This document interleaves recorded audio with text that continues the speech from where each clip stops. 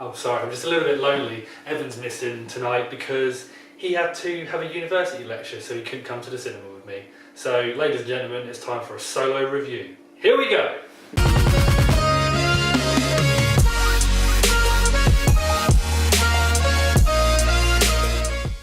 What is going on, ladies and gentlemen? Welcome back to the Grifford Show. Thank you, as always, for tuning in for your big movie review of the week. Today we're looking at 12 Strong, and Evan, I am going to fill you in on everything you need to know. 12 Strong stars Chris Hemsworth and Michael Shannon, and it tells the true story of the declassified mission undertaken by the horse soldiers. These were 12 men who were deployed into Afghanistan following the September 11th terrorist attacks. There they joined forces with an Afghan warlord to be the first squad to fight back against the Taliban. Okay, so we're going to jump straight into the best part about this movie, and that was the action. The action scenes are astounding at times, honestly. The camera work is particularly amazing. There's lots of sweeping shots of the horses galloping into battle, overhead shots of missiles flying past, and it just really it does a really good job of immersing you into this horrifying world, this horrifying war that these men find themselves in. Another really good part is the sound design. This film needs to be experienced in a cinema, just because you can hear the bullets zipping past and the rockets flying overhead. It does really make you feel like you're in the war with these horse soldiers, so it does a very good job of that. So it's not necessarily a bad part, but the film does start off a little bit slow.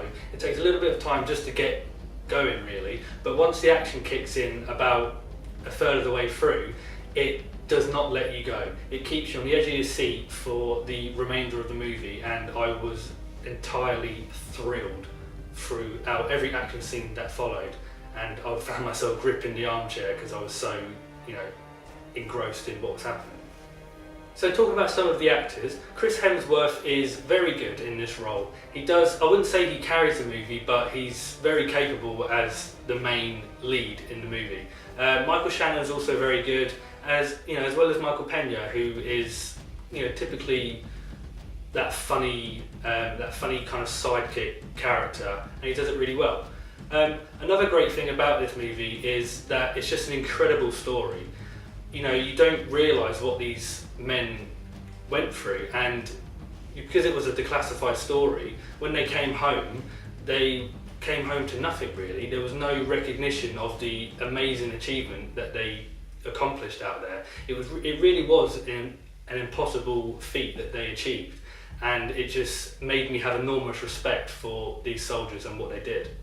The standout performance came from Naveed Nagarbin, and I do apologise if I've butchered that pronunciation, but his performance was very compelling, and he had a lot of powerful moments, especially one with Chris Hemsworth, which I'm going to paraphrase because I can't remember the exact line. But Chris Hemsworth talking to him about the airstrike bombs that they will be dropping in, saying they're the most the biggest weapon in the world, kind of thing. But what Naveed's character says to Chris Hemsworth is that no, the biggest weapon that you have is your heart, and you need to stop thinking like a soldier and think like a warrior. And I just found that really powerful, and there's a lot of other moments very similar to that which I found really surprising. Okay, so now we're going to get onto the bad bits, and just because these are labelled as the bad bits doesn't necessarily mean that they make the film terrible, because they don't really. They're just kind of areas that the movie could improve on. And first of all, it's the weak character writing of the rest of the soldiers. So obviously you have Chris Hemsworth, who's very good, and Naveed Nagarbin, who's also very good. But the rest of Chris Hemsworth's team were just kind of weakly written. They're your typical soldier characters, really. They have their banter with each other, their dirty jokes and whatnot, and that's pretty much it. You've seen these soldier characters in lots of other movies, so I just think they could have done a little bit more to make them stand out. Some of the action scenes are a little bit hard to believe as well, and don't get me wrong, it's nothing like the physics-defying absurdity in the Fast and Furious movies, but when you have Chris Hemsworth riding a horse, leading a pack of other horses behind him towards gunfire, missiles, tanks, high caliber turret gunners, and everyone behind him's getting shot, but Chris Hemsworth comes out without a scratch. I found it a little bit hard to believe. And as well as that, some of the other shootouts and stuff, the Taliban really do have stormtrooper aim. They struggle to hit stuff sometimes, and it's just how bad their aim is makes the US soldiers look like a squad of John Wicks, and I just think they could have improved on that a little bit more.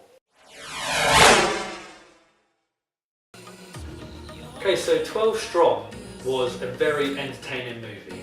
The true story element was handled really well, and I just think it's a really good movie for January. January is not known for its amazing films, and one thing I do hope is that 12 Strong doesn't get forgotten as the months go on, because it's very good, and that's why I'm going to give it a 7.5. Okay, so that was a review for 12 Strong. It came out today. Have you seen it yet? Are you going to go see it? Did you like it? Did you hate it? Whatever your thoughts, let us know in the comment section below. As always, leave us a like if you enjoyed the video. Subscribe to the channel for more great movie reviews and or other movie content coming in the near future. And hit the bell icon so you can stay up to date with every new video that we release. And don't worry about having to listen to just me talk all the time, because Evan will be back for our next review, next video, whatever it is. He will rejoin me, don't you worry. And I'll see you in the next video. What is going on? What is going on? It's hard when it's on your own. And it just makes you, I can't even say, incredible in both movies. But it's really good, job. Good job there.